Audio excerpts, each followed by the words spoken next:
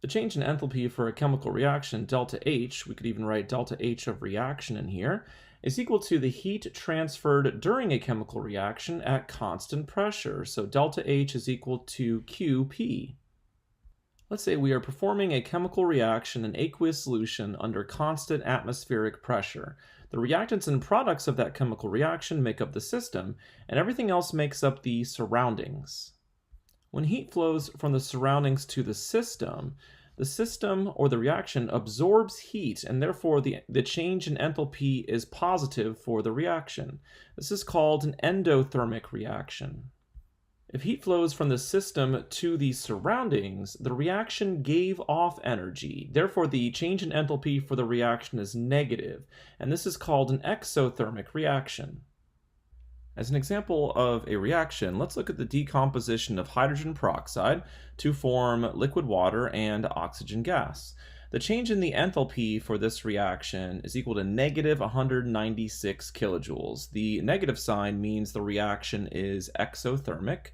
And for the units, sometimes you might see kilojoules, sometimes you might see kilojoules per mole, and sometimes you might see kilojoules per mole of reaction.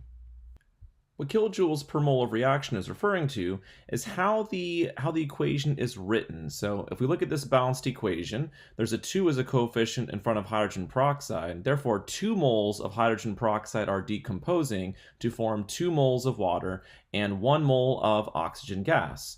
So when 2 moles of hydrogen peroxide decompose, 196 kilojoules of energy are given off. Next, let's calculate how much heat is released when 5.00 grams of hydrogen peroxide decomposes at constant pressure. The first step is to find out how many moles of hydrogen peroxide that we have. So we take the mass of hydrogen peroxide, which is 5 grams, and we divide that by the molar mass of hydrogen peroxide, which is 34.0 grams per mole. Grams cancels out, and this gives us 0.147 moles of hydrogen peroxide. Next, we take our negative 196 kilojoules per mole of reaction, and we're going to multiply this by a conversion factor. When we look at the balanced equation for how it's written, there are 2 moles of hydrogen peroxide. So for our conversion factor, for every 1 mole of reaction as it is written, there are 2 moles of hydrogen peroxide, so 2 moles of H2O2.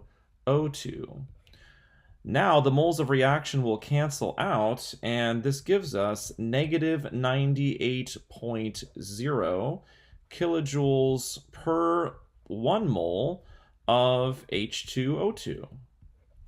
So 2 moles of hydrogen peroxide would give off 196 kilojoules of energy, and 1 mole of hydrogen peroxide would give off half that amount, or 98.0 kilojoules of energy. Next, we take our 0.147 moles of hydrogen peroxide. So let me just go ahead and write this down here really quickly. So we have 0.147 moles of H2O2. And remember, we're trying to calculate the amount of heat that was released. So next we multiply that by negative 98.0 kilojoules per mole of H2O2. And moles of H2O2 will cancel out, and this gives us our final answer. So the heat that was released when 5.00 grams of hydrogen peroxide decompose at constant pressure, this turns out to be equal to negative 14.4 kilojoules.